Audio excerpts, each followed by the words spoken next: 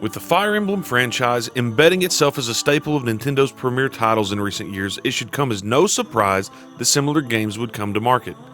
Enter Redemption Reapers, a turn-based dark fantasy tale from AdGlobe and Binary Haze Interactive. Does it carve its own place in the pantheon of strategy RPGs, or has it fallen from grace? I'm Joe, and this is the Coffee and Adventure review of Redemption Reapers.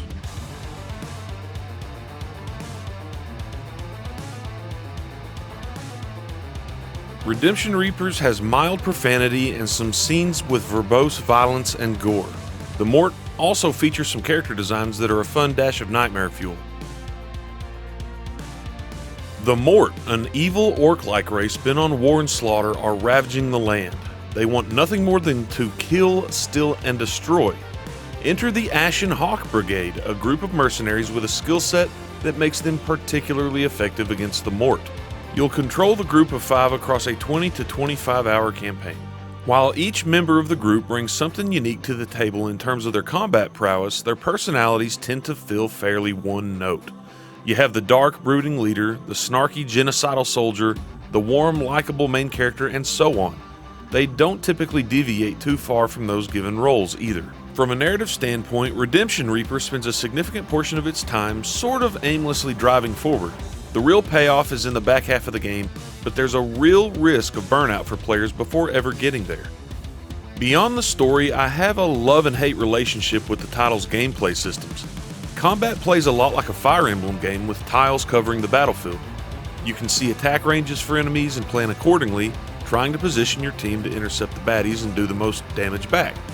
The thing that makes Redemption Reaper's combat so fun, though, are the combo attacks you can do when several of the Reapers are within range of a target. There's a bit of a cadence to the flow, encouraging players to think about the order and position of each character for maximum effectiveness. That said, combat can often feel like an unforgivable house of cards.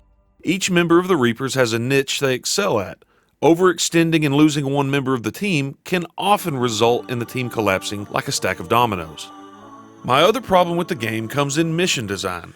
While many are well organized and offer satisfying cerebral experiences, some feel like they're just hurling Mort bodies at you, then having the tide come in again when you make some map progress. A few can even incite rage or despair as you scramble to keep up with something happening on the map and try to fend off the dozens of foes. When the mission design is good, the game is a blast. When it's bad though, it can really be frustrating.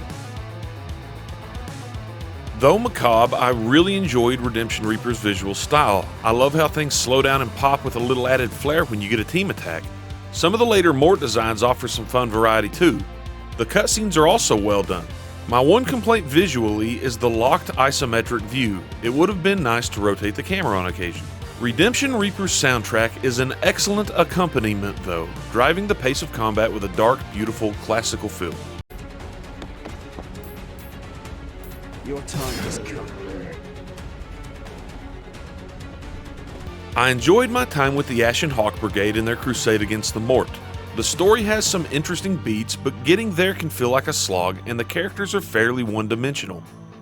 Combat is also fun, but encounter design ranges from satisfying to maddening depending on what they're throwing at you.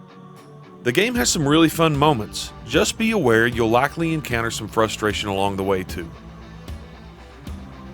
Coffee and Adventure gives Redemption Reapers a 3 out of 5.